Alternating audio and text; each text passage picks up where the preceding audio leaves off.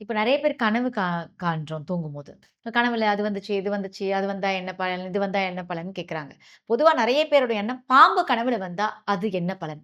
அது என்ன நடக்கும்? அப்டின்ற ஒரு கேள்வி இப்ப இருக்கு. எரும மாடு தொரத்துனா, யமதரும ஆ. பெருமானுடைய விஷயங்கள் இருக்கு. அதுல முட்டுறது வேற, தொரத்துறது வேறன்னு ஒண்ணு. அது ம். மாரி நாய் தொரத்துறது, கடிக்கிறதுல ஒரு விஷயம் ம். இருக்கு.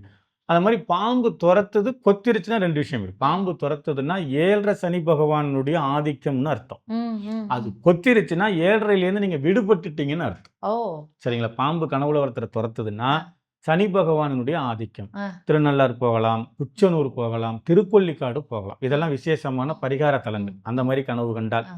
உங்கள பொத்திருச்சுனாலும் நீங்க கோயிலுக்கு போயிட்டு வரலாம். "அப்பா என்ன விட்டுட்ட, ம். இனியாவது நாள்." இதுதான் அது எனக்கு தெரிஞ்சு அதுல இருக்கிற விளக்கம். ஓ! அந்த மாரி நாய் தொரத்துது, அது கடிச்சிருச்சுன்னாலும் அதையே தான் கணக்குல கொண்டு வருவாங்க. ம். எரும மாடு தொரத்துது, முட்டுதுன்னா நீங்க ரொம்ப கவனமா இருக்கணும்னு அர்த்தம். ம். சரிங்களா? அந்த மாதிரி வண்டியில போகும்போது, எரும மாட்டுல மேல மோதுனாலும் கவனமா இருக்கணும். ம். குரங்கு மேல மோதுனாலும் கவனமா இருக்கணும். பன்னி மேல மோதுனாலும் கவனமா இருக்கணும். ம். இதெல்லாம் உங்களுக்கு வந்து முன்னெச்சரிக்கை. ம். ஏதோ ஒண்ணு நடக்க போகுது, அபசகுனம் நடக்க போகுது, எச்சரிக்கையா இருன்னு அர்த்தம். ம்.